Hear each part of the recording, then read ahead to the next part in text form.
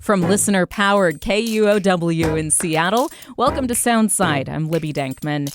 We are fast approaching the end of 2025, and on Soundside, we're celebrating this holiday season by sharing some of our favorite segments and stories that we've brought you from the last couple of years.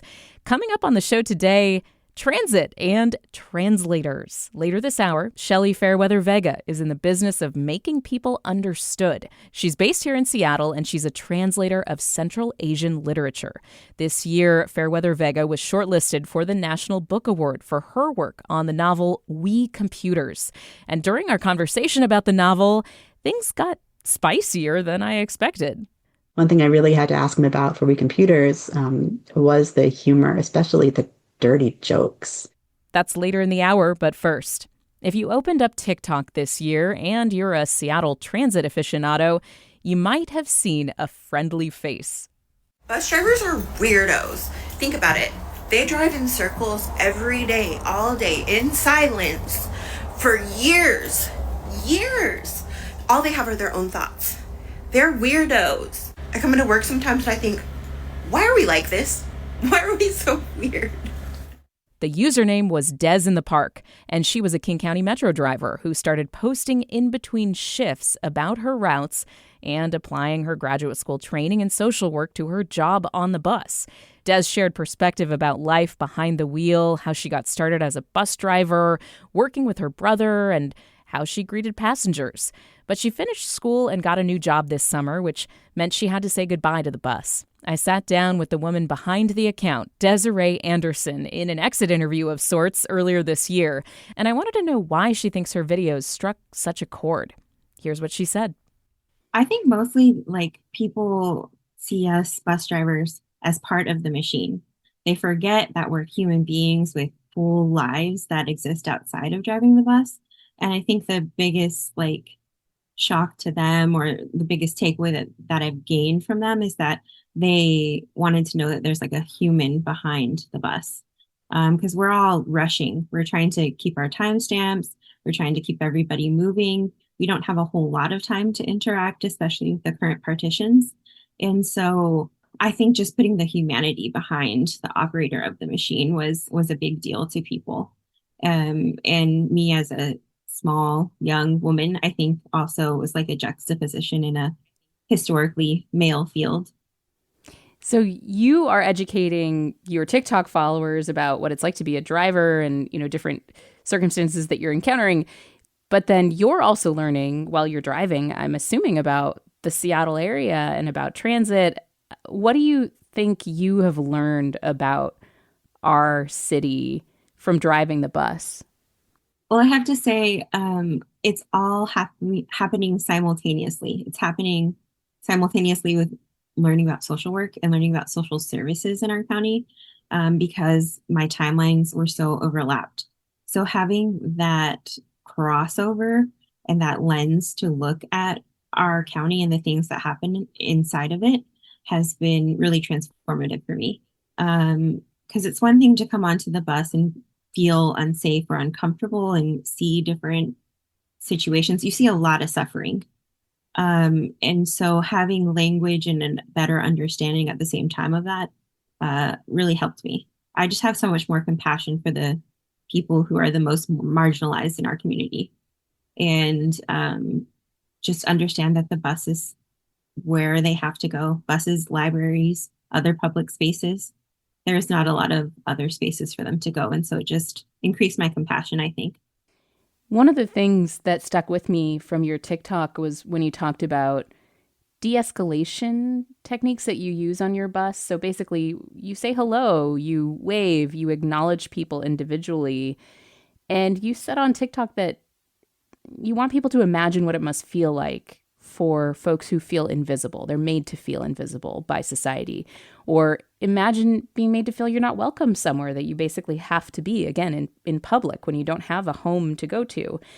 Do you feel like more parts of our society need those social worker skills that you're talking about, or need a lens to understand that, a social worker training could help them with? Yes, it is incredibly difficult. There is this myth that there are enough services, there's enough housing, there's enough of everything in our county, and people just don't want it. And that's just factually untrue. It's not true. I have had clients in my social service settings that are on wait lists for years. And I mean long, long years, 5+ years waiting on housing. And they're in impossible situations. I had one client that was homeless for 5 years and in and out of shelters, using services, doing what they're supposed to be doing. It just takes time. And so, if there's one takeaway you can take from me today, it's just that it's not as easy to get off the street as one might imagine. And there is a lack of services and there is a lack of help. The state paid for me to get my social work degree because there is a lack of providers in our area. Um, and so even if you want help, there's just wait lists at my clinic where I will be going.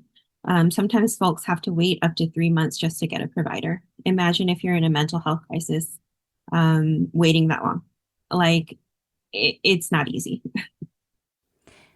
Were there times on your bus when you did feel unsafe, even though you had this training?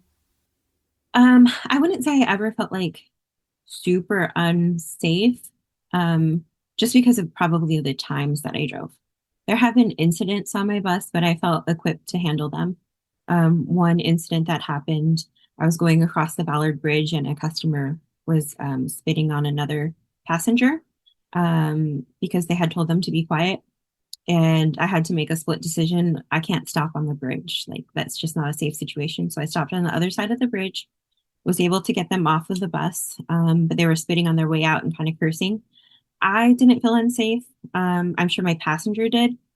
And I was able to get them to write an incident report, invite other passengers to write an incident report. I wrote one myself, and we handled that as best as we could. And then I saw that regular passenger like every day after that, and they were okay. They continued to ride in transit despite going through this, which I think is really admirable of them. Wow, even though they experienced that, they stuck with the bus. Yeah. Yeah, they still rode it every day. Every day on my bus, I'd pick them up.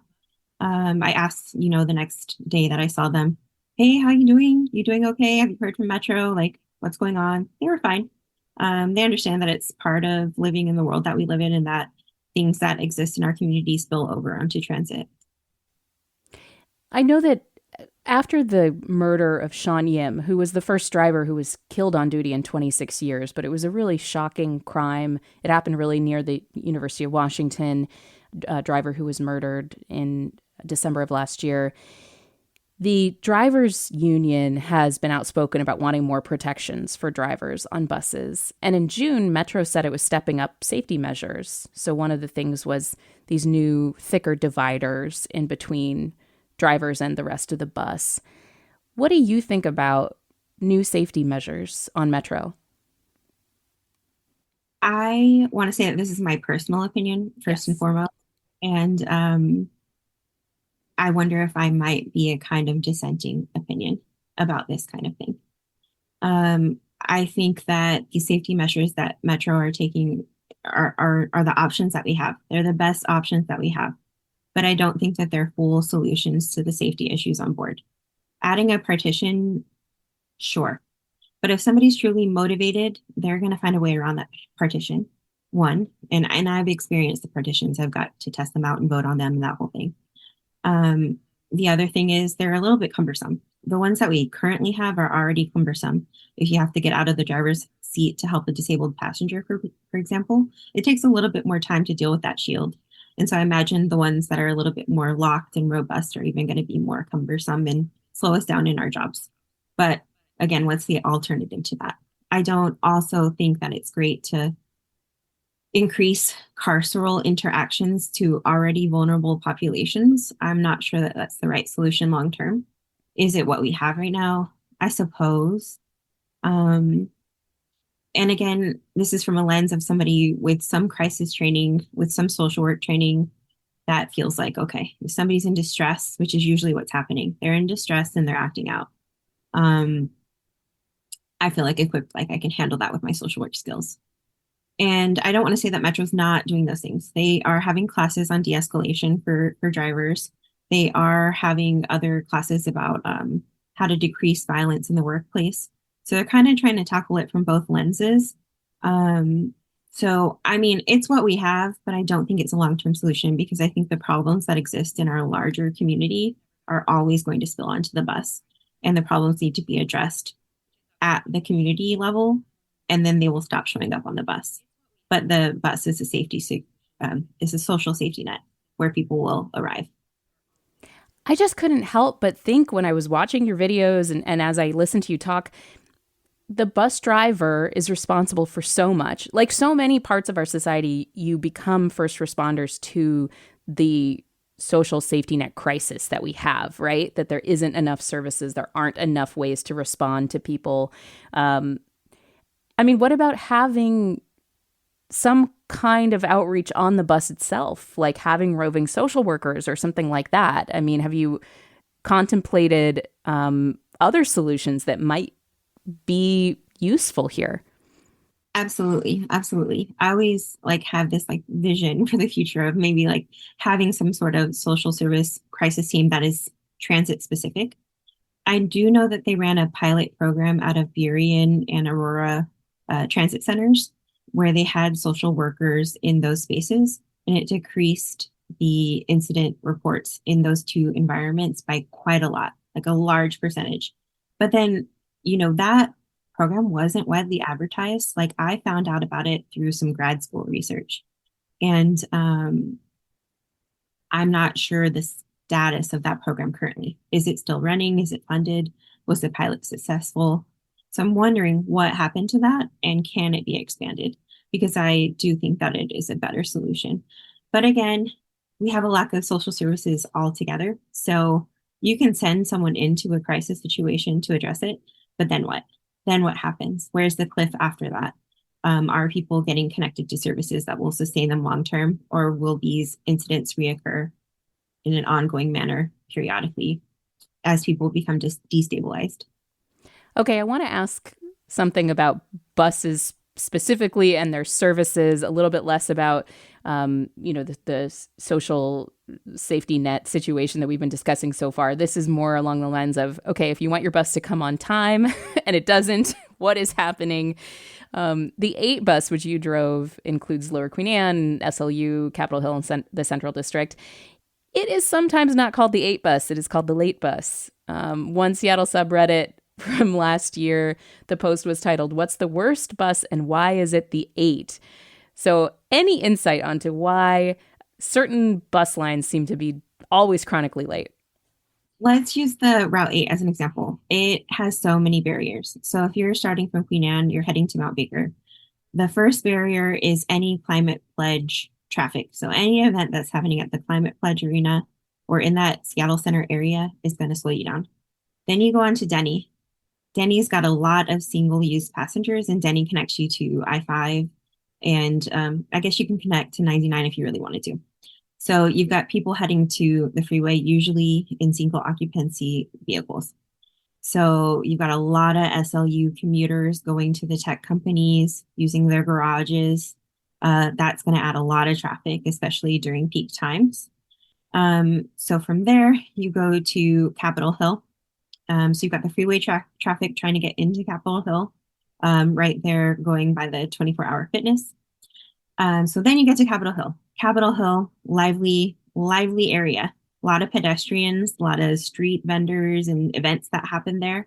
So anything that might happen there will slow you down.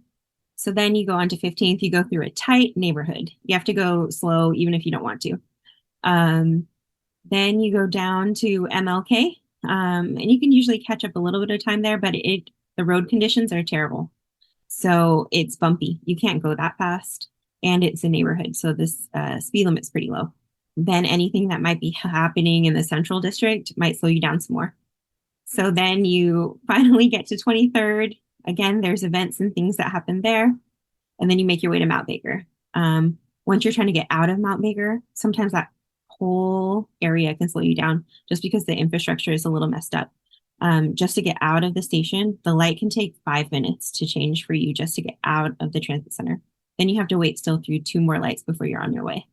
And so the lights, the lack of bus lanes, the populations in the area, the pedestrians, the events, all of it.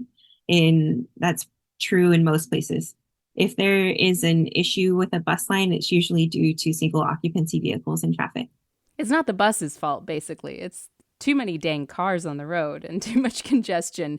I mean, you had me already at Seattle Center. If that bogs down, then you're screwed, basically.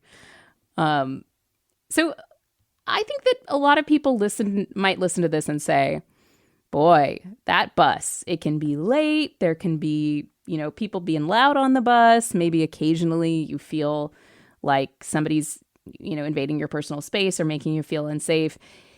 There's no way I want to ride public transit. It's just not worth it. Like, I want to get in that single occupancy vehicle. I mean, what would you say to a person who's thinking that? I think there's this saying going around TikTok and the internet right now, which is the price that you pay for community is inconvenience. And sometimes the bus is a little bit more inconvenient, but it takes away the stress of you having to drive in those single occupancy vehicles in the traffic that I described. Because in theory, you're going a similar route to what the bus is going, if you're going to the places where the bus is going. Driving is really stressful. So let transit operators take that off of your shoulders. Parking is expensive, hard to come by. You don't have to worry about it with the transit system. And so in terms of safety, I mean, I've been a passenger on trains and buses in our area. I think I like people watching. I like observing the public. I have felt uncomfortable, but I've rarely felt actually unsafe. And I think there's a distinction between the two. And it's actually my TikTok followers who have helped me to understand that distinction, that there is a difference between feeling unsafe and feeling uncomfortable. And I don't know, just join in. You might enjoy it more than you think you would. I'm talking with Desiree Andersen, who just left her job as a King County Metro bus driver. And she's a TikTok poster. She's a local influencer on TikTok when it comes to transit issues and explaining the bus from the driver's perspective. So what's next for you, Desiree? We've teased it a little bit, but you're going to be doing social work, doing therapy? Mm-hmm. I will be a therapist at least for the next 3 years in a community health setting. So that's serving patients who are on Medicare and Medicaid. So we really need those systems in place. There is a wait list for these clients. And so I'm looking forward to serving them. That's what I did for my internship. It was some of the most rewarding work I've ever done in my life. Can I ask you about compassion fatigue? Because as a bus driver, I think you were exposed to probably some of that. As a therapist, you're going to be exposed to even more, perhaps, especially with the population you're going to serve. How are you going to keep yourself healthy and strong for this kind of work? I learned my lesson my first year of grad school. I was driving a rapid ride and I was working in crisis. So about 12 hours a day, I was completely consumed by all sorts of crisis in our county. And that was too much. So number one, having boundaries around how much time I spend doing these things.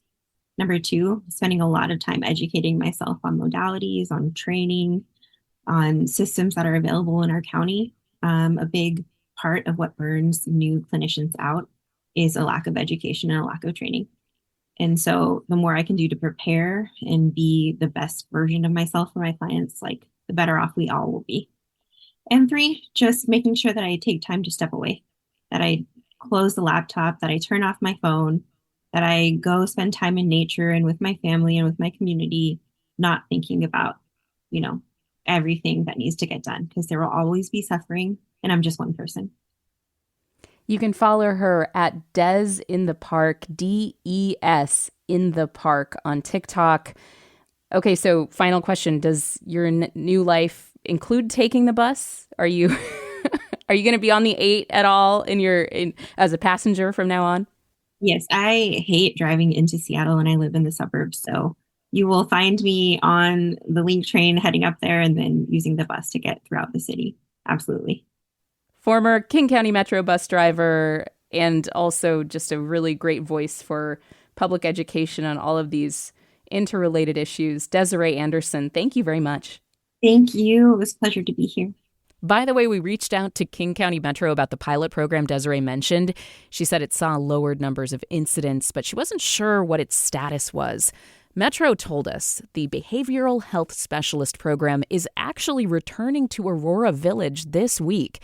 Earlier this year, Metro said its outreach team had contacted more than 4,300 people at the Burien Transit Center, including 3,600 peer support interactions, 131 crisis responses, and 403 shelter referrals. You're listening to Soundside. I'm Libby Dankman. We first aired that conversation with Desiree Andersen last summer at the end of July. She made a TikTok about our interview, of course, after we broadcast it. That's me on the radio! Oh my God. Thanks again, Desiree. It was great to meet you. Coming up next, my conversation with Seattle-based translator Shelley Fairweather-Vega on the novel We Computers. She called it the single most challenging piece of literature she had ever translated.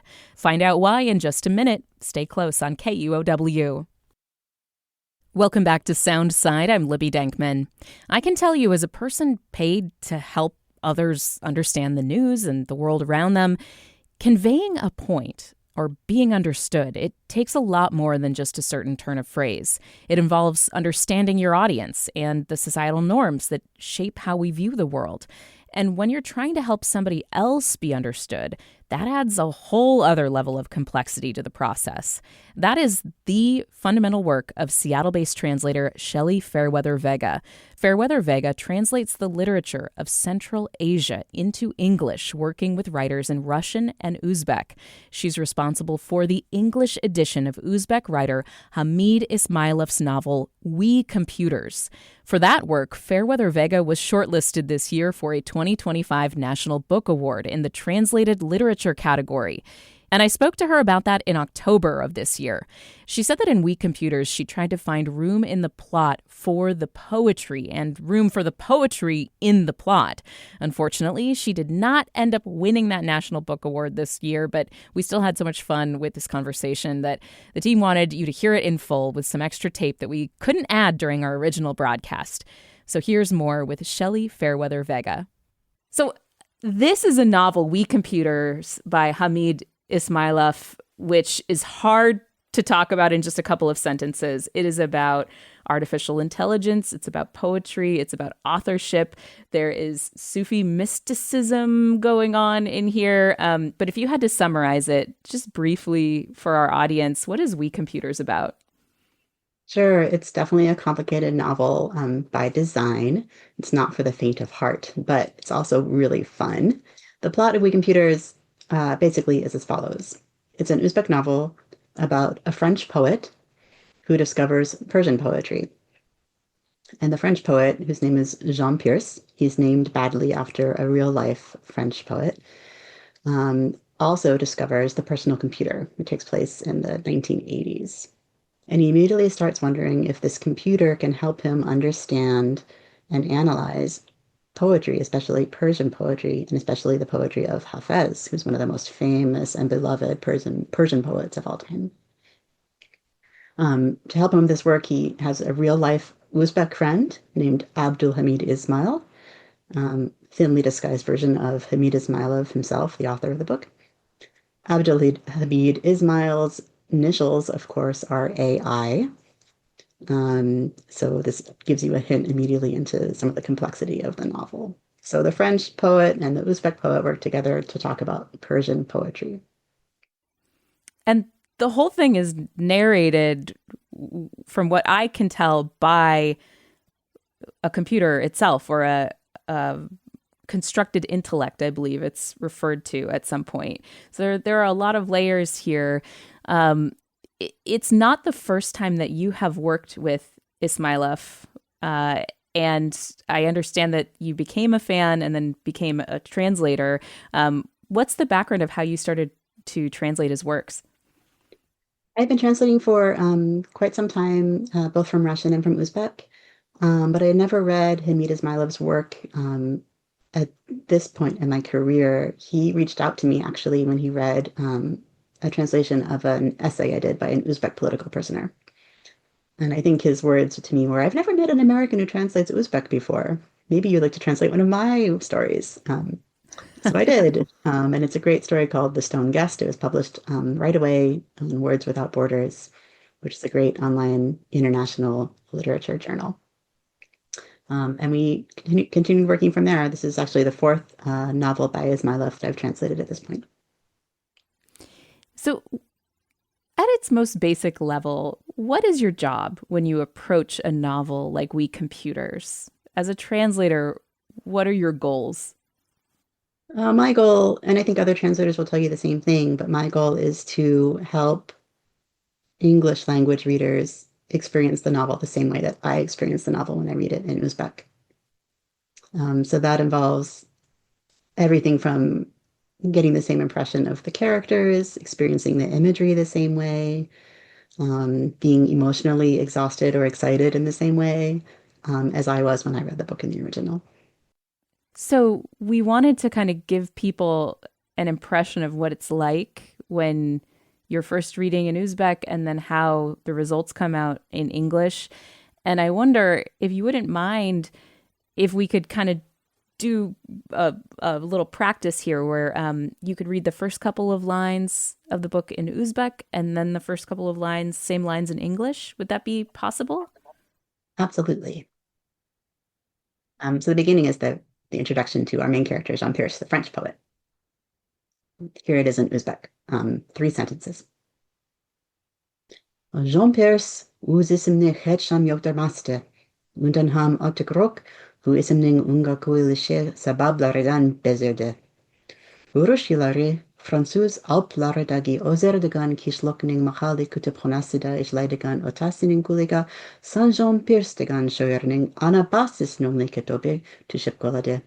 Babuketobga, Intiesde Shaido Balipkolgan Jean-Claude, Indigene Turugan Urlene, Boshkalarka be Jean-Pierre, Yo Jean-Jacques Emas, Balki Anosha Yasama, Vadima Rudor Jean-Pierce Nomibalan Ataide.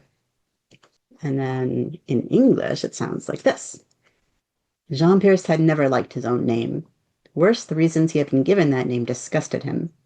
During the war, while his father Jean-Claude had been working in the local library in a village called Auxerre in the French Alps, he'd gotten his hands on a book called Anabas by a poet called Saint Jean Pierce, and Jean-Claude was so quickly enraptured by that book that he decided to name his newborn son not Jean-Pierre or even Jean-Jacques, but Jean Pierce, a pretentious name of his own creation.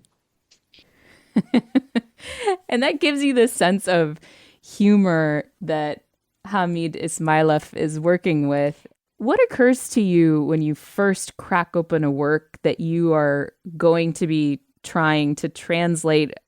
Will you first read through the whole thing? Will you let it sink in? Are you going piece by piece? What is that process like? Usually when I'm translating a novel, I try to read the whole thing first. First of all, to see whether I like it well enough to translate it, because translating a book can take 3, 4 months, 6 months, a year. I don't want to live with a book that long if I don't really like it. So I kind of do a pre-screening of the book to make sure I can live with it for that long. And to make sure I think I can do a good job with the translation too. So you told the Seattle Times that translating We Computers was like running a triathlon, back to back to back, trials of strength and endurance. There are many languages in this book. I mean, as you just indicated with that first paragraph, we are talking about a French main character who is being narrated, the story narrated by, a constructed intelligence, an AI, we think. He has an Uzbek friend who is kind of introducing him to poetry. And then you start to introduce, 1001 Nights, Scheherazade, Arabian works, the Persian poet Hafez. There were also, I understand, many more instances of French poets in the first version, in the original Uzbek. Were you intimidated when you first picked it up? Like, how do you approach something that has such challenge to it? I was exhilarated mostly. I mean, just the way it's exciting, I imagine, to contemplate running a triathlon. I've never actually run a triathlon, but I think it would be exhilarating if you think you can do it, right? I think it sounds just hard, personally. Maybe you only do it if you think it's, if you think it's going to be fun. I don't know. But yeah, this book was the most difficult thing I've ever translated, just technically, because of all the different languages and different styles. One thing about the book that helped me translate it well, I think, is that because it's a book about books, it's a book about writing, there are clues right in the text, for example, to how to interpret the ghazals of Hafez, to what individual terms are important. According to the narrators of this book, what individual aspects of each poem are important. So that was my guide to how to translate, especially the classical works like the Hafez and the Navai, works by other highly respected poets. The French poetry too. The French poetry in the book is supposed to have been written by Jean Pierce at certain stages of his life. So we know from the plot what kind of frame of mind he was in, whether he was feeling melancholy. So then I follow those cues to translate it. And then I had a lot of help too. I don't actually speak Persian, so the Persian poetry, I needed to do some research. I needed to look at all the other translations of Hafez. I needed to consult with experts. So I had a lot of help in that kind of last leg of the triathlon. You're listening to Soundside. I'm Libby Denkman, and we are re-airing a conversation from late October with local translator Shelley Fairweather-Vega. More of that, and for poetry heads, this next segment is all for you. That's coming up in just a moment right here on KUOW. Welcome back to Soundside. I'm Libby Denkman, and let's continue my conversation with Shelley Fairweather-Vega, the Seattle-based translator of Uzbek novelist Hamid Ismailov's We Computers. We originally spoke in October when Shelley was nominated for a National Book Award for her translation work. You mentioned that you were approaching the ghazal poetry that's within the book, but the book itself is a ghazal novel. Like, it follows the structure of this type of poetry. And so for folks to understand, what is a ghazal? So a ghazal, again, is a very ancient form of poetry. It started off in Arabic. It was quickly picked up by Persian and other languages kind of across South and Central Asia, and elsewhere in the world too. In this book, at least, a ghazal is always a love song. It's almost always about an impossible love. So the lover and the beloved are separated by some gap that they cannot overcome. And there are rules about the form. So a ghazal is formed of couplets. The end of each couplet ends with the same word or the same sequence of words, or at least the same sound. And the poet usually signs the ghazal at the end. So in the last couplet, he'll refer to himself, mention himself by name. That's how you know whose ghazal it is, because after all, these were performed orally usually, and not written down, often for years and years and years.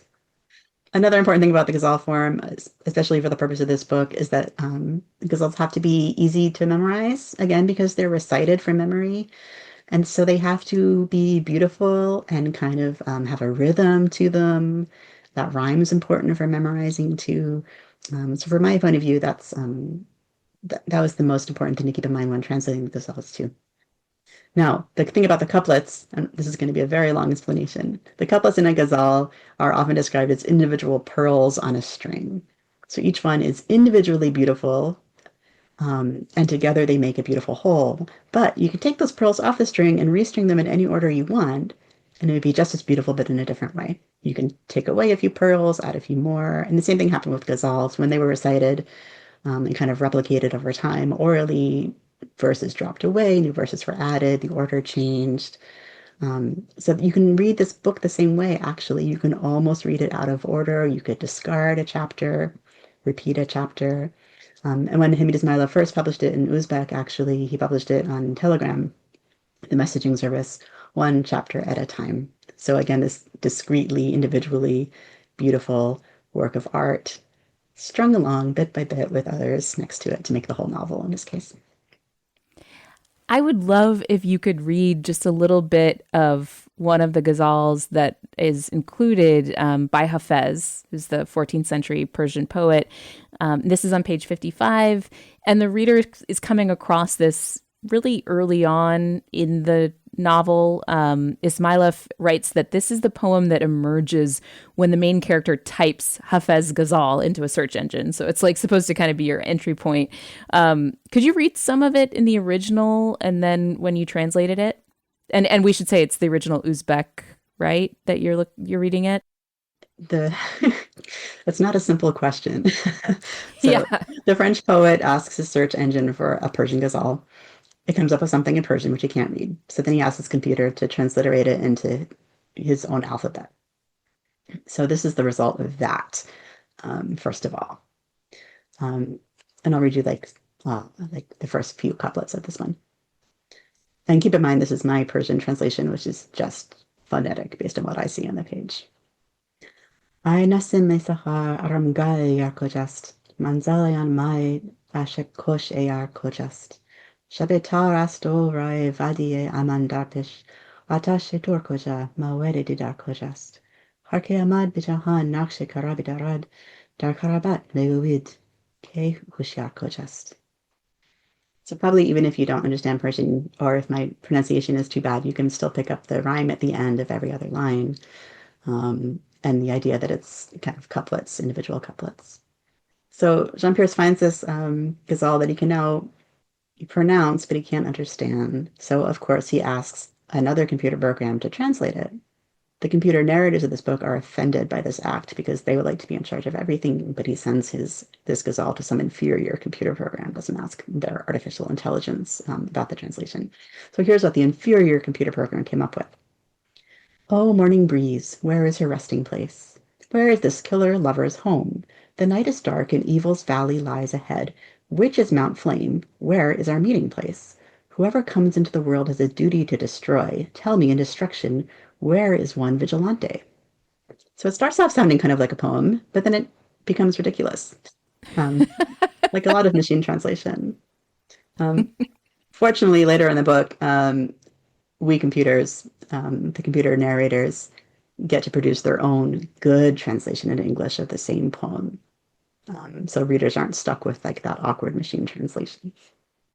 How did you? Yeah, like I just before we get to the good translation, when you're reading this and there's like a meta commentary, basically because the computers are criticizing inferior computers.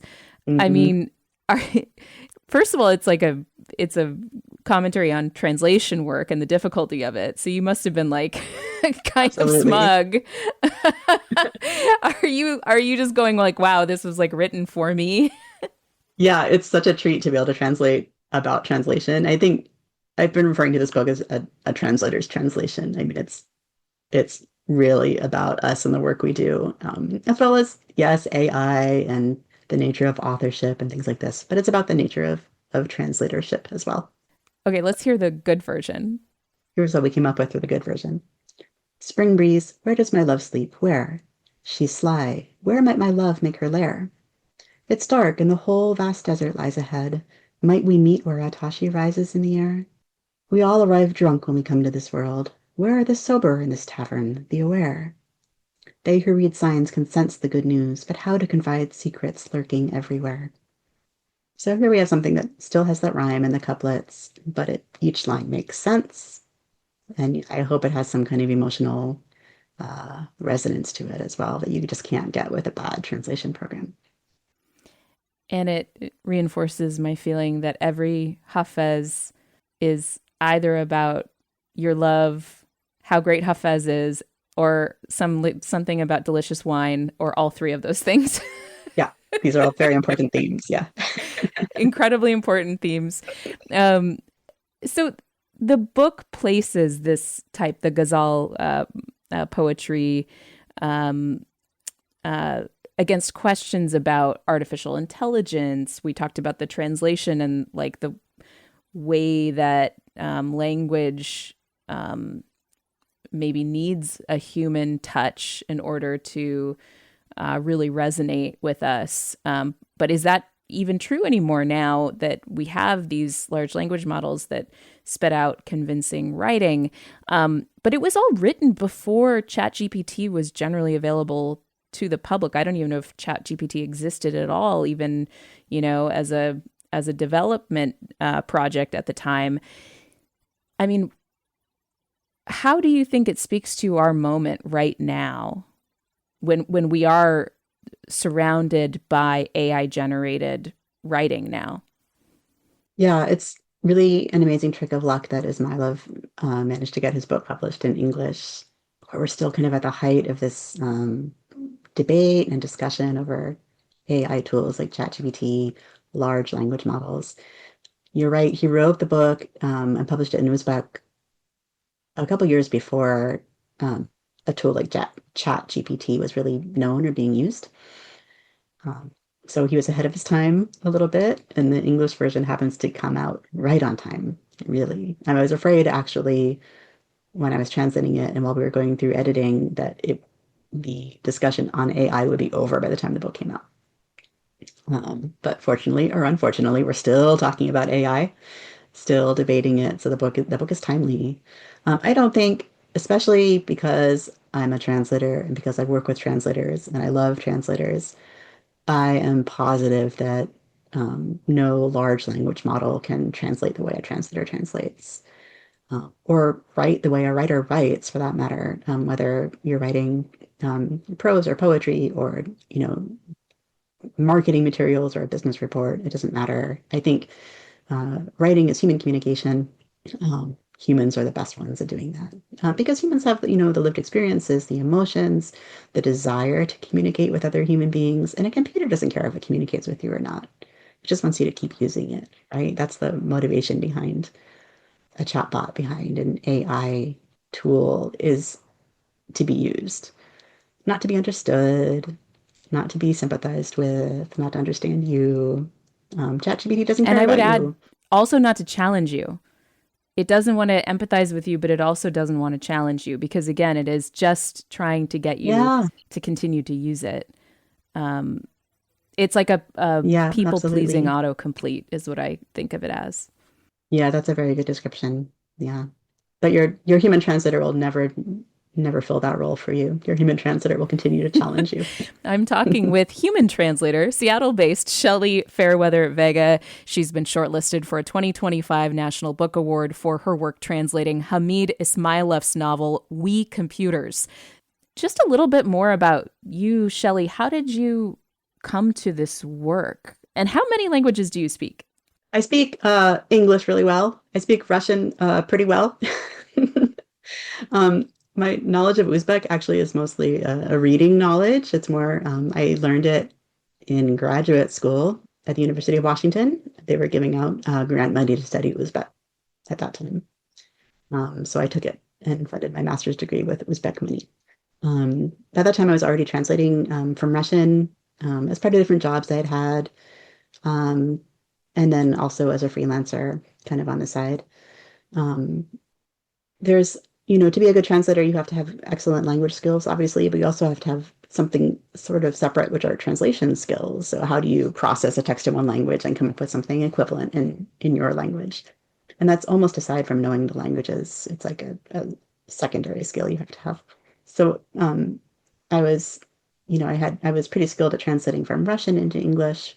So by the time I used Uzbek, it's the same set of skills to translate from Uzbek into English as well. So I was translating for years for government agencies, for businesses, journalism, marketing, and eventually got into fiction and poetry.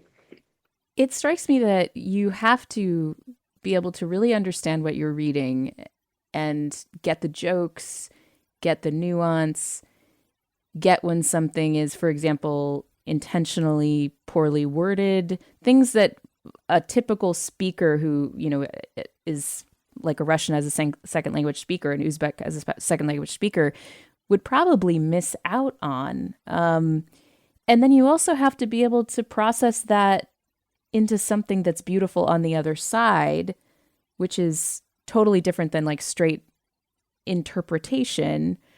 Do you think that to be a good translator, you also have to be a good writer?